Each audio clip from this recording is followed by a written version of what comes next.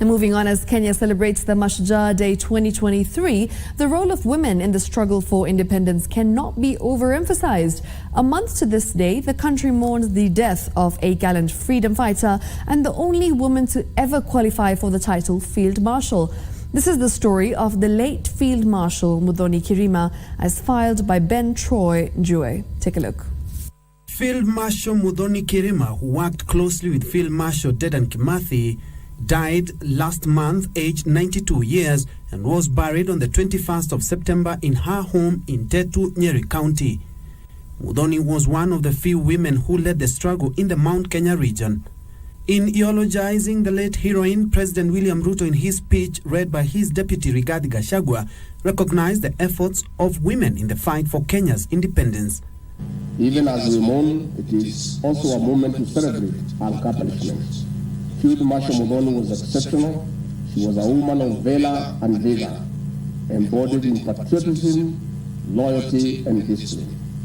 This enabled her to accomplish major victories during the fight to liberate Kenya from the colonial yoke. Our steadfastness, resilience, and commitment to the cause of freedom, we are proud of Field Marshal Muthoni in the struggle for a free, fair, and just society. Professor Mashujaa, a historian, says though many of the fighters are already dead, the few remaining should be recognized.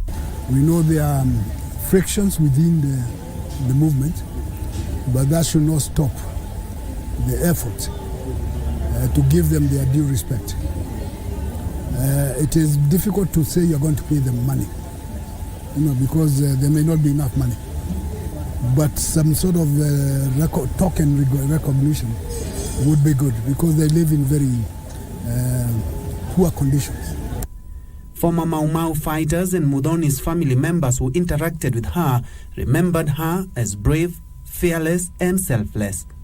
She was a pivotal figure in the struggle of Kenya's independence. She was a leader of revolution and a symbol of hope, championing through the Mau Mau movement. A great warrior, one of the most revered Mau Mau Shujaas and freedom fighters. She is and remains in our rich historical liberation struggle of success. Professor Mashujaa is quick to note that despite 60 years of independence, women have not had their fair share of independence in sharing the national cake, citing the elusive 2/3 gender rule. The notion of the 2/3 gender rule is a good one, as a goal, a national goal, that every part of the country should be able to attain that level. It's an attitude thing, such that women are there by right, not by concession. And you've seen the ones who get there, they are really forced, and they deliver. So we need to pump a little more resources into the education system, because that's why you change attitude for the positive.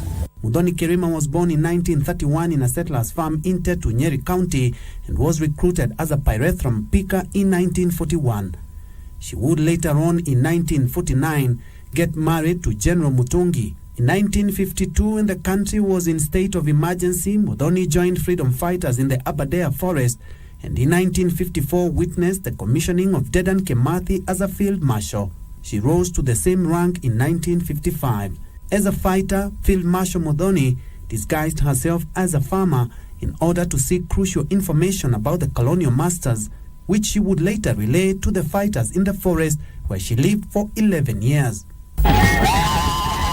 She left the forest when Kenya gained her independence in 1963. This is one of the happiest days of my life. On the 12th of December, 1963. Muthoni only shaved her trademark dreadlocks in 2002 after 70 years.